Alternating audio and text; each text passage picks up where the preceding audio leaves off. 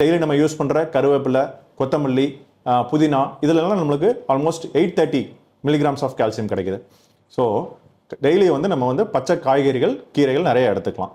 Fourth வந்து எள்ளு.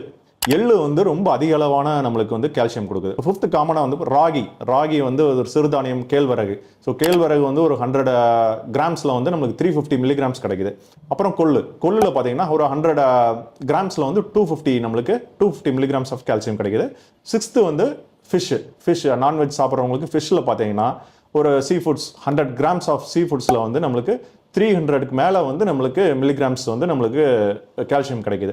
இது மட்டும் இல்லாமல் ஃபிஷ்ஷில் வந்து ஒமேகா 3 ஃபேட்டி ஆசிட்ங்கிற ஒரு காம்பனண்ட் இருக்கிறதுனால அது வந்து நம்மளுக்கு ஒரு இம்யூனிட்டியை பூஸ்டப் பண்ணி கொடுக்குது. நல்ல ஒரு ஆன்டி ஆக்சிடென்ட் ப்ராப்பர்ட்டி இருக்குது. அப்புறம் நம்மளுக்கு குட் கொலஸ்ட்ரால் வந்து கொஞ்சம் இன்க்ரீஸ் பண்ணி கொடுக்குது.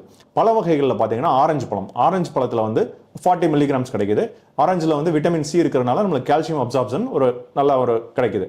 ஸோ ட்ரை ஃப்ரூட்ஸ் அப்படின்னு எடுத்துட்டோம்னா அத்திப்பழமில் வந்து நம்மளுக்கு ஒரு 160 மில்லிகிராம்ஸ் கிடைக்குது.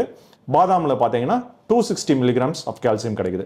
ஸோ இந்த உணவுகள்லாம் நம்ம வந்து டெய்லி வந்து நம்ம வந்து எடுத்துக்கிட்டோம்னா நம்ம லைஃப்பில் வந்து கால்சியம் டெஃபிஷியன்சி வராமல் நம்ம தடுக்க முடியும்.